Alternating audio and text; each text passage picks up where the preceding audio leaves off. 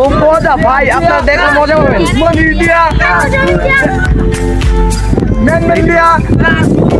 সকাল দিয়া চারটা দিয়া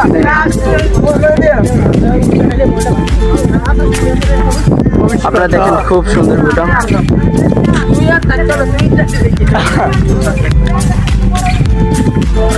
একটা ভিডিও লাগে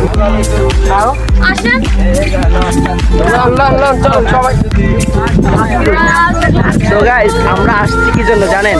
কাশফুল নিতে পারবো না কারণ ওই যে কত দূরে দেখেন, অনেক দূরে গাইস।